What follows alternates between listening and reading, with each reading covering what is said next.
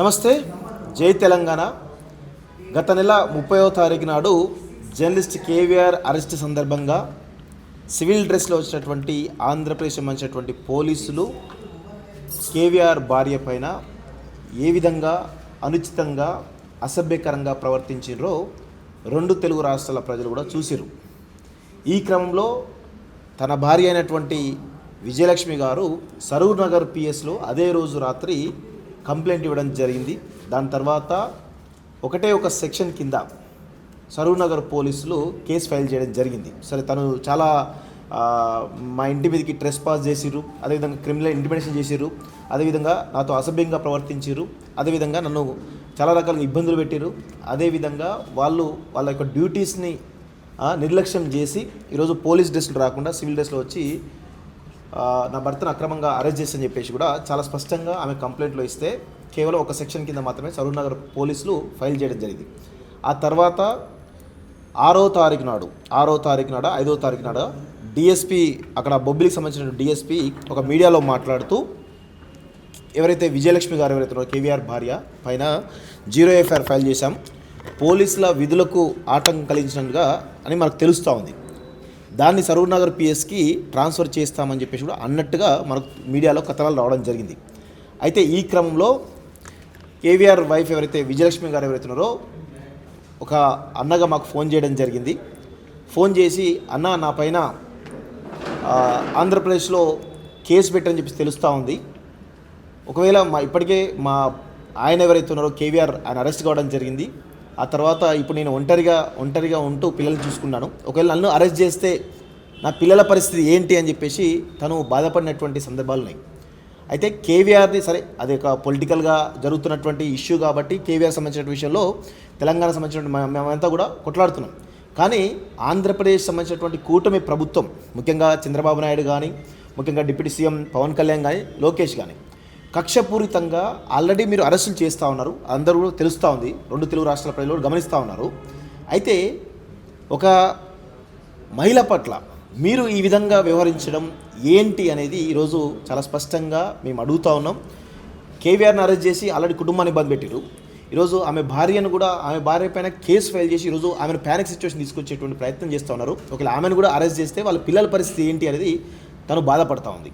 అదేవిధంగా ఇవన్నీ జరుగుతున్నట్టు క్రమంలో ఈ పోలీసులు సరూర్ నగర్ పోలీస్ స్టేషన్ కూడా ఎఫ్ఐఆర్ కూడా సరిగా లేదని చెప్పేసి మాకు అనిపించి ఈరోజు మేము తెలంగాణ స్టేట్ ఉమెన్ కమిషన్ దగ్గరికి రావడం జరిగింది. ఇప్పటిదాకా ఉమెన్ కమిషన్ సంబంధించినటువంటి ఎవరైతే సభ్యులు కానీ లేకపోతే అధికారులు ఎవరుతున్నారో వాళ్ళని కలిసి డీటెయిల్గా జరిగినటువంటి ఏదైతే ఇన్సిడెంట్ అవుతుందో, ఈమెకు జరిగినటువంటి అసభ్యకర ప్రవర్తన, పోలీసులు చేసినటువంటి ఏపీ పోలీసులు చేసిన అసభ్యకర ప్రవర్తన కావచ్చు, అవన్నిటిపైన కూడా మేము కంప్లైంట్ చేయడం జరిగింది విత్ ఎవిడెన్స్తో సహా. సో వారు కూడా సానుకూలంగా స్పందించి ఖచ్చితంగా దీనిపైన చర్యలు తీసుకుంటామని చెప్పేసి కూడా చెప్పడం జరిగింది. చూద్దాం, ఖచ్చితంగా తెలంగాణ స్టేట్ ఉమెన్ కమిషన్ ఖచ్చితంగా ఎంతో ఎఫెక్టివ్గా పనిచేస్తున్న నమ్మకం మాకున్నది. ఎందుకంటే గత తెలంగాణ వచ్చినప్పటి నుంచి ఇప్పటి వరకు కూడా ఈవెన్ రేవంత్ రెడ్డి ప్రభుత్వంలో కూడా తెలంగాణ ఉమెన్ కమిషన్ ఏ విధంగా ఎఫెక్టివ్గా పనిచేసిందో మనందరం కూడా చూసినాం. చాలా పెద్ద వాళ్ళు కేటీఆర్ లాంటి వాళ్ళకు, పెద్ద హీరోలకు అందరికీ కూడా కమిషన్లు నోటీసులు పంపించి విచారణ చేపట్టిన సందర్భాలు కూడా ఉన్నాయి. సో ఈ క్రమంలో విజయలక్ష్మి పట్ల కూడా అదేవిధంగా ఉమెన్ కమిషన్ కూడా స్పందిస్తుందనేటువంటి ఒక నమ్మకం అయితే మాకున్నది. అంత ఎఫెక్టివ్గా పనిచేస్తున్నటువంటి ఒక ట్రస్ట్ అయితే మాకు కలిగింది కాబట్టి ఖచ్చితంగా కంప్లైంట్ తీసుకోవడం జరిగింది. దానికి సంబంధించినటువంటి అక్నాలెడ్జ్మెంట్ కూడా ఇవ్వడం జరిగింది. సో చూద్దాం, మరి రేపో మాపు మొత్తానికైతే ఈ కంప్లైంట్ సంబంధించి పురోగతి ఉండేటువంటి అవకాశం ఉన్నట్టుగా మాకైతే అర్థమవుతుంది. ఒకసారి వారి భార్య ఎవరైతే ఉన్నారో కేవీఆర్ భార్య విజయలక్ష్మి గారు మాట్లాడి ఆమెకు జరిగినటువంటి విషయం మాట్లాడండి, చెప్పండి. అందరికీ నమస్కారం. ఇప్పుడు కేవీఆర్ ఇష్యూ అందరికీ తెలిసిందే. ఆ కేసు విషయంలో నేను సరూర్ నగర్ పోలీస్ స్టేషన్లో సిఐ మీద కంప్లైంట్ ఇచ్చాను.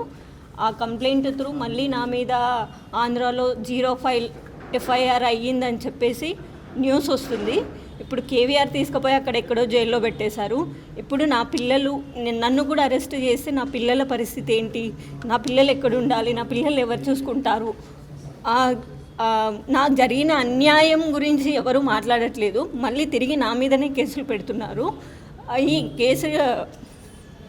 ఈ టెన్షన్లో భయమేసి నేను మళ్ళీ స్టేట్ ఉమెన్స్ కమిషన్ ఆఫీస్కి వచ్చేసి ఇక్కడ కంప్లైంట్ ఇచ్చాను ఆ సిఐ పైన. అక్కడ నుంచి నాకు ఉమెన్స్ కమిషన్ నుంచి ఏమైనా న్యాయం జరుగుతుందేమో అని ఆశిస్తున్నాను. అసలు ఏం జరిగిందమ్మా ఆ రోజు ఒకసారి మళ్ళీ ఒకసారి ఎక్స్ప్లెయిన్ చేయరా? మీ ఇంటి దగ్గర ఏం జరిగింది ఒకసారి దగ్గర ఎక్స్ప్లెయిన్ చేయరా?